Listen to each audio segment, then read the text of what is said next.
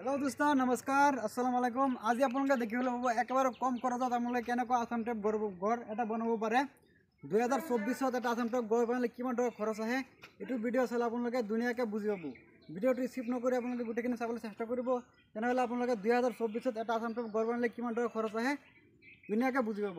বলক ভিডিওটো আৰম্ভ কৰোঁ। আৰু আপুনি ভিডিওটো নতুনকৈ চাইছে তেনেহলে চেনেলটো সাবস্ক্ৰাইব কৰি দিব আৰু বেল আইকন বজাই দিব আৰু কমেন্ট কৰি মোক জনাব যে ঘৰটো কেনেকুৱা হ'ল আৰু ভিডিওটো কেনেকুৱা হ'ল। এতিয়া আমি ফাৰ্ষ্টত সন্মুখৰ ভিউটো দেখাই আছোঁ। সন্মুখত আপোনালোকে দেখিবলৈ পাইছে যে দুটা দৰজা লগোৱা আছে, দুটা খিৰিকী লগোৱা আছে সন্মুখত, আৰু খিৰিকীৰ ওপৰত আমাৰ সাজা দিছে বেকা বেকাকৈ। এতিয়া আমি ৰুম কেইটা কেনেকুৱা আছে আপোনালোকক ধুনীয়াকৈ দেখাই দিম আৰু ৰুম কেইটাৰ সাইজ আমি কৈ দিম যে কেনেকুৱা আছে। এফালে আমি সোমাই আছোঁ। এটা এটা ৰুম, এইটো ৰুম আপোনালোকে ড্ৰয়িং ৰুম ধৰিব পাৰে। এইটো ৰুমত দুটা খিৰিকী লগোৱা আছে, 3 পাল্লাকৈ ভেন্টিলেশ্যন সহ। এইটো ৰুম আমাৰ সাইজ হ'ল 13x13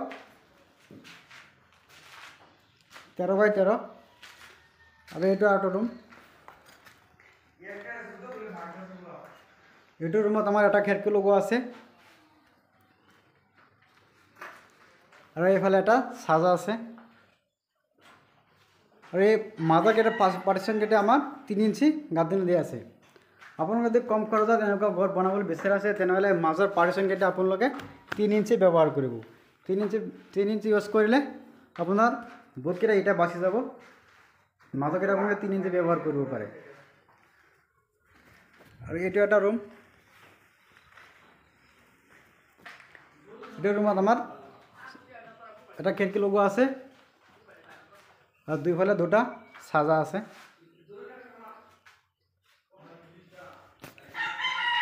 এইটো হ'ল 4টা ৰুমৰ এটা ঘৰ, 4টা ৰুমৰ আসাম টাইপ ঘৰ। এইফালে আৰু এটা ৰুম আছে।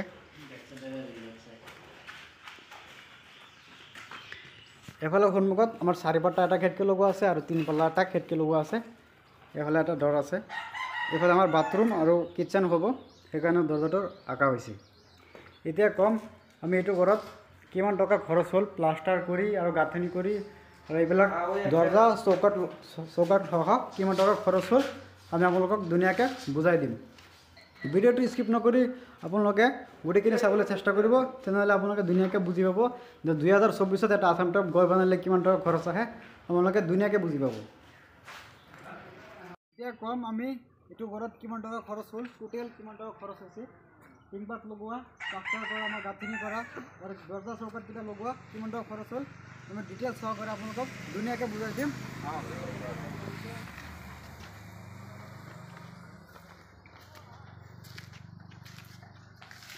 আমাৰ এইটো ঘৰত 4টা ৰুম আমাৰ গাঁথনি কৰোঁতে 7,000 ইটা গৈছে আৰু 4টা ৰুম ৰড গৈছে আপোনাৰ 5 কুইণ্টেল ৰড গৈছে, বালি গৈছে আপোনাৰ 16 CM বালি গৈছে আৰু আমাৰ 90 বেগ চিমেণ্ট গৈছে। আৰু চাইছে এইবিলাক লগাইছে, এইবিলাকৰ দাম কিমান গৈছে আমি গোটেইখিনি কৈ দিম। আৰু টিংপাত লগাইছে, টিংপাতত কিমান টকা গৈছে ধুনীয়াকৈ আমি আপোনালোকক বুজাই দিম। এতিয়া কম আমি আমাৰ 7,000 ইটা কিমান টকা গ'ল। 7,000 ইটাৰ দাম 1,000 ইটাৰ দাম আমাৰ আছে 10,000 টকা, তেনে আমাৰ 70,000 টকা গ'ল ইটাত। আমাৰ ইটাত গ'ল 70,000 টকা আৰু আমাৰ ৰড গৈছে 5 কুইণ্টেল। 5 কুইণ্টেল ৰডৰ দাম আমাৰ 1 কুইণ্টেল ৰডৰ দাম আছে আপোনাৰ 6,000 টকা। 5 ইনটু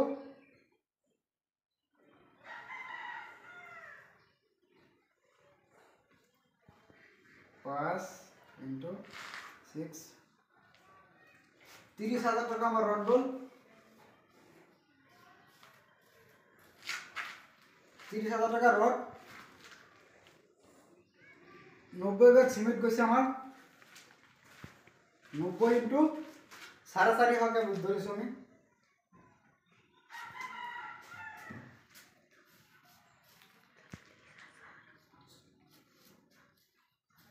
40,500 টাকার আমার সিমেন্ট গৈছে। এতিয়া কম আমি বালি গৈছে আমার 16 সিএম। 16 সিএমত ধরক আপনি 1000 কে সিএম ধরক 16,000 টাকা।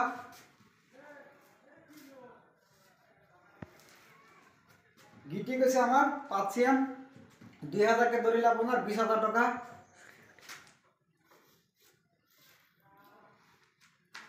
আর আপনারা দেখিবলৈ পাইছে এবিলাক দরজা চৌকাট খিড়কি এবিলাক গৈছে আমার 80,000 টাকা। আর উপরতে টিংপাত লগাইছে আর কেসি আছে আমার সেকেটাত গৈছে আমার আর 80,000 টাকা।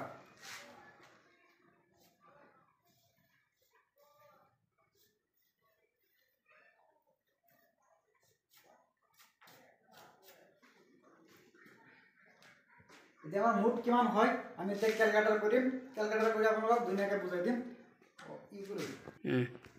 এতিয়া আমার টোটাল খরচটো আমার ওলাই গল।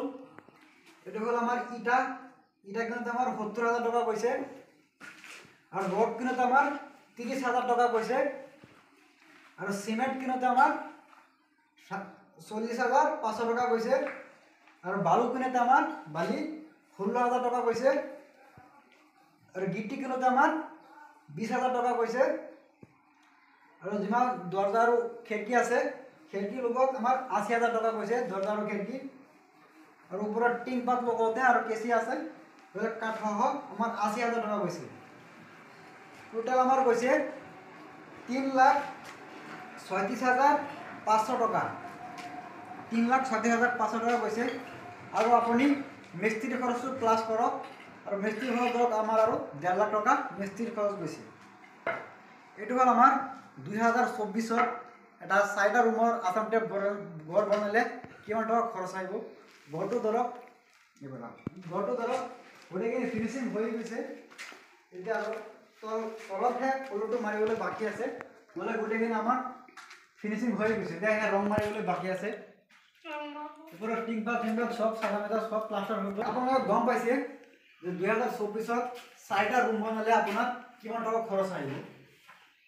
3,36,000 টাকা আমার 4টা রুম বানাতে 2024 খরচ হল। আর আমার 1.5 লাখ টাকা আপনার মিস্ত্রি। এটা হল আমার টোটাল খরচ 4টা রুমের। ভিডিওটা ভালো লাগলে চ্যানেলটা সাবস্ক্রাইব করে দিব আর বেল আইকন বাজাই দিব আর কমেন্ট করে মোক জানাবো যে ভিডিওটা কেনেকুৱা হল।